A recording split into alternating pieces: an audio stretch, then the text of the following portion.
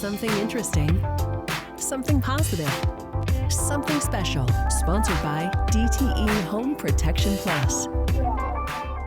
Now might be the time of year when your New Year's resolutions of exercise are falling to the wayside. But I met a radio editor for Michigan Public who just completed a lofty goal and isn't done yet. In this morning's Something Special, I'll introduce you to a man who found a unique way to get to know his city one lunch break at a time. For a good story, journalists have to do a bit of footwork.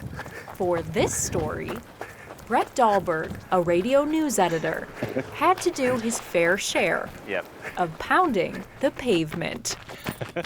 I think I'm just a person who needs a project. In his line of work, I settled on this one. Brett is used to talking the talk. It took me, actually, I can look this up. But 3 to 5 times a week. There are 1,600 streets in Grand Rapids, and they take up 666 miles. During his 1-hour lunch break, Brett has been walking the walk. I didn't have any intention of ever actually finishing a city. I just thought it was interesting to see the patterns of my life, to see on a map where I have been.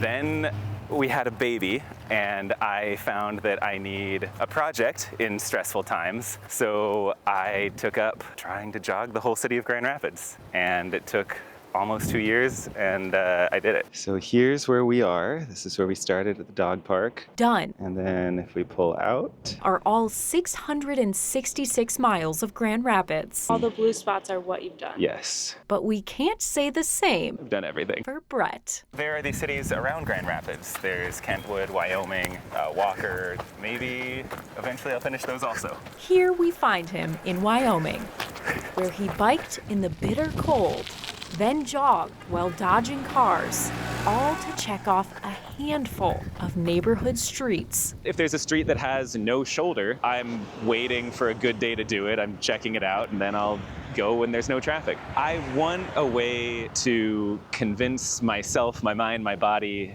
to move. This is just a way to get myself to do it. There are some big discrepancies across Grand Rapids, but at the same time, jogging through the city, you smell the foods that people are cooking, you see how people are hanging out, you see how families are spending their time. Grand Rapids is both big and small, and you see all of it. Journalists typically have to do some groundwork to find a story. Like any other sort of project that feels worthwhile or goal that's worth reaching, But Brett's story happens when his lunch break hits it's just little chunks at a time, and he hits the ground little steps. running. One part that's difficult for Brett on this journey actually is not going back to his favorite jogging spots. He says he loves the hills of Grand Rapids West Side, where he gets to see a city view, and one area on the city's southeast that always smells like Cinnamon Toast Crunch. He plans to finish up Wyoming before moving over to Kentwood, Walker, and possibly more. As I've quickly learned, Brett is someone who usually goes the extra mile or two.